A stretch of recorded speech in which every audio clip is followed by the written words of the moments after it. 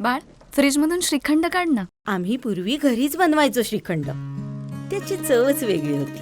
आता काय सगळं रेडीमेड. आजी, हे श्रीखंड खाऊन बघ.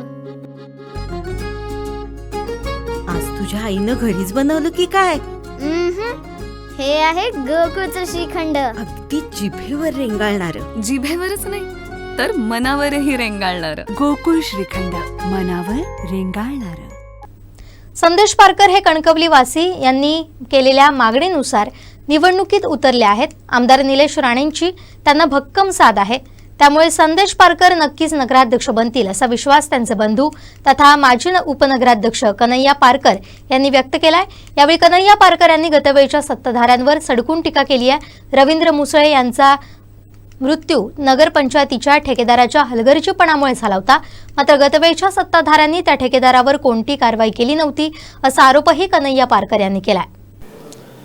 कणकवली नगरपंचायत निवडणुकीची आता जोरदार रणधुमाळी सुरू झाली आहे. भाजप आणि शहर विकास आघाडी दोन्ही पक्षांतर्फे विजयाचे दावे केले जात आहेत. याच अनुषंगाने आपल्यासोबत बोलण्यासाठी आहेत कणकवलीचे माजी उपनगराध्यक्ष आणि कणकवली शहर विकास आघाडीचे नगराध्यक्षपदाचे उमेदवार संदेश पारकर यांचे बंधू कन्हैया पारकर. कन्हैयाजी, कोकणात लाईव्हमध्ये मनपूर्वक स्वागत. प्रचाराच्या निमित्ताने फिरताय, तुम्ही डोअर टू डोअर फिरताय, कसा रिस्पॉन्स आहे मतदारांचा? या निवडणुकीमध्ये जनता या भ्रष्ट टोळींच्या विरोधात उभी राहणार आहेत आणि संदेश पारकरांना साथ या नगरपंचायतच्या निवडणुकीमध्ये जनता देणार आहे अशी परिस्थिती आज शहरामध्ये आहे. कन्हैयाजी, तुम्ही मागील 5 वर्ष कणकवली नगरपंचायतीमध्ये स्वीकृत नगरसेवक म्हणून होता. सत्ताधाऱ्यांच्या कामगिरीविषयी तुम्ही काय सांगाल? सत्ताधाऱ्यांच्या कामात एक गोष्ट महत्त्वाची होती की त्यांचा उद्देश फक्त पैसे मिळवण्याचा होता आणि या कामकाजामध्ये अनेक भ्रष्टाचार ते करत होते. आम्ही वारंवार तक्रारसुद्धा करत होतो. उदाहरणार्थ सांगायला जायचं तर तुम्हाला, या शहरातील ज्येष्ठ नागरिक रवींद्र मुसळे हे रात्रीच्या वेळेत ज्यांचं जे काम होतं त्या खड्ड्यामध्ये, हे नगरपंचायतच्या कामाच्या खड्ड्यामध्ये जाऊन पडले आणि त्या बिचाऱ्यांचा निष्पाप बळी गेला. याला जबाबदार हे सत्ताधारी लोक होते. ज्या कॉन्ट्रॅक्टर अनिल पवार यांनी जे हे काम घेतलेलं होतं त्याच्यावर कोणतीच कारवाई या लोकांनी केलेली नाही. कसलीच कारवाई त्यांना झाली नाही. ना मनुष्यवधाचा गुन्हा, ना कसलीही कारवाई झाली नाही. उलट त्याच कामामध्ये त्याला पैसे जास्त कसे मिळतील ही तयारी ह्या लोकांनी करून तशा पद्धतीतलं काम केलेलं आहे. आणि मला एक सांगायला, अतिशय जनतेला मला सांगासारखं वाटतं की अशा पद्धतीने आवाज दडपण्याचं काम या शहरामध्ये ही टोळी करत आहे. त्या बिचाऱ्या रवींद्र मुसळ्यांना कसलाही न्याय या लोकांनी दिलेला नाही आणि यांच्या दहशतीमुळे आज सर्वसामान्य नागरिक पूर्णपणे कंटाळून गेलेला आहे. मला त्यांनी सांगावं काय कारवाई त्या कॉन्ट्रॅक्टरवर केली. उलट त्या कॉन्ट्रॅक्टरला या नगरपालिकेमध्ये रवींद्र मुसळेचं निधन झाल्यानंतरही आज भरपूर कोट्यवधी रुपयांची कामं त्या एकमेव कॉन्ट्रॅक्टर अनिल पवारला दिली गेली. हा कॉन्ट्रॅक्टर नुसता अनिल पवार नाही तर हा ह्यांचा पार्टनर कॉन्ट्रॅक्टर आहे. आणि सगळ्यात दुर्दैव असं आहे की हा नगरपंचायतचा पार्टनर कॉन्ट्रॅक्टर ह्यांचे उमेदवारी फॉर्म भरायला तहसीलदार कचेरीमध्ये हजर होते. यांचे फोटो सगळ्या ह्याच्यामध्ये आहेत.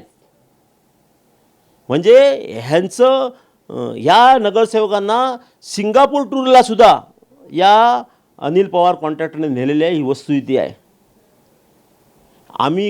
आम्ही जे करणार आम्हाला कोण विचारणार नाही, आम्हाला कोण विचारू शकत नाही, अशा हुकुमशाहीमध्ये वावरतात. माझी कळकळीची विनंती आहे सर्व लोकांना, हा प्रसंग जो रवींद्र मुसळ्यांना घडला तो भविष्यात आणि कोणावर घडू नये याची काळजी पण कणकवलीतील नागरिकांनी घ्यायला पाहिजे. कन्हैयाजी, तुम्ही ठेकेदारावरती आरोप केले की ठेकेदाराच्या निष्काळजीपणामुळे मुसळे यांचा मृत्यू झाला होता. भविष्यात तुमच्या समजा सत्ता आली तर या ठेकेदारावरती तुम्ही कारवाई करणार का? नक्कीच. त्यांच्यावर कुठल्या पद्धतीत कारवाई केलेली आहे, सगळ्या गोष्टींची परत चौकशी करून त्यांच्यावर जास्तीत जास्त जर ते गुन्हेगार असतील त्यामध्ये असणारच आहेत आणि त्यांच्यावर कारवाई केली जाईल. कन्हैयाजी, गतवेळचे सत्ताधारी विकास करण्यात खरोखर कमी पडले का? आणि जर कमी पडले असतील तर कुठल्या कुठल्या बाबतीमध्ये कमी पडले आहेत? विकास, रस्ते होणे म्हणजे विकास नाही. रस्ते, गटार हे आहेत म्हणजे कधी कामं करावीच लागतात.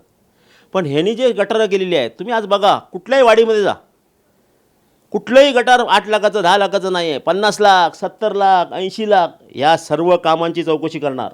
या सर्व कामांची आम्ही उद्या संदेश पारकर जर जिंकून आले तर या सर्व कामांची चौकशी करणार. सर्व कामांवर इस्टिमेंटची तपासणी केली जाणार, सर्व बिलांची तपासणी केली जाणार आहे.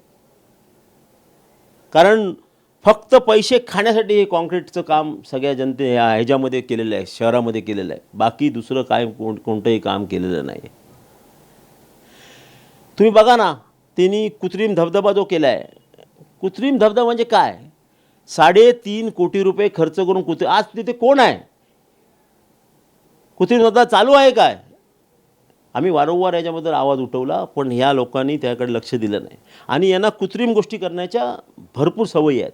आजही या कणकवली शहरामध्ये कृत्रिम पावसाचा पाऊस हे लोक पाडतायत, जनता आपल्या डोळ्याने बघतायत.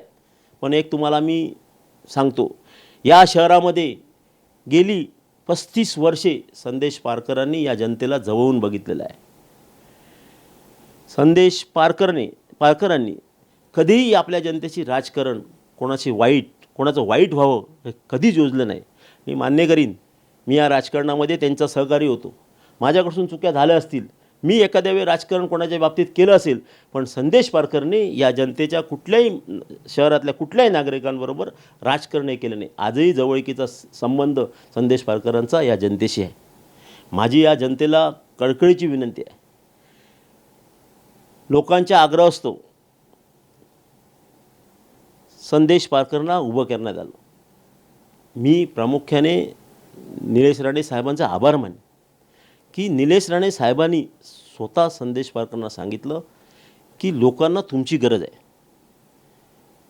लोकांना तुम्ही पाहिजे आहात, तुम्ही घाबरू नका, तुम्ही उद्या इलेक्शनला उभे राहा, मी पूर्ण ताकदीनिशी तुमच्या पाठीशी राहीन. हा माझा निलेश राणे म्हणून शब्द आहे.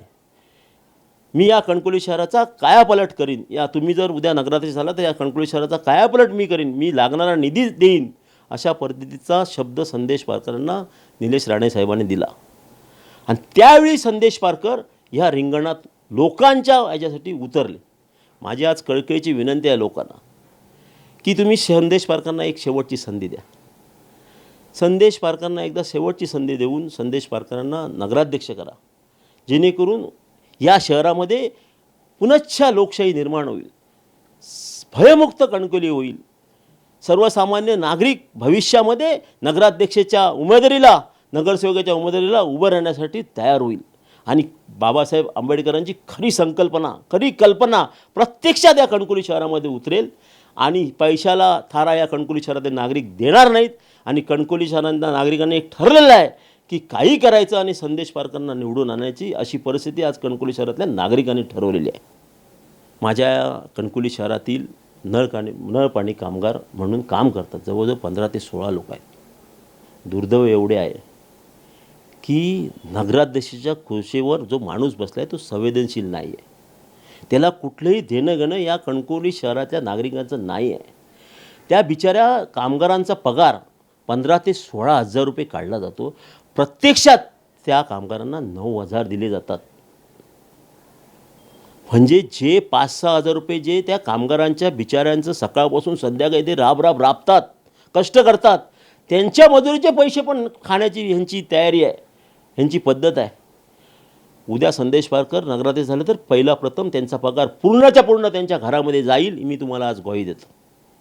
कुठला 1 रुपया त्यांच्यापासून कट केला जाणार नाही. प्रत्येक पैसा त्यांच्या जो कष्टाचा आहे तो त्यांच्या कुटुंबामध्ये, त्यांच्या घरामध्ये पडणार आहे. आमच्याशी बोलल्याबद्दल मनपूर्वक धन्यवाद. बरोबर. हे होते कन्हैया पारकर. संदेश पारकर जनतेने मागणी केली आहे म्हणून निवडणुकीच्या रिंगणामध्ये आहेत, त्यामुळे जनतेने त्यांना साथ द्यावी. अर्थातच संदेश पारकर यांना निलेश राणे यांचीही भक्कम साथ आहे, त्यामुळे संदेश पारकर यांचा विजय निश्चित आहे असा विश्वास कन्हैया पारकर यांनी व्यक्त केला आहे. सोबतच कणकवली नगरपंचायतीच्या गतवेळच्या सत्ताधाऱ्यांवरही त्यांनी टीका केली आहे. कॅमेरामन साहिल बागवेसह स्वप्नील बरवडेकर, कोकण सात लाईव्ह, कणकवली.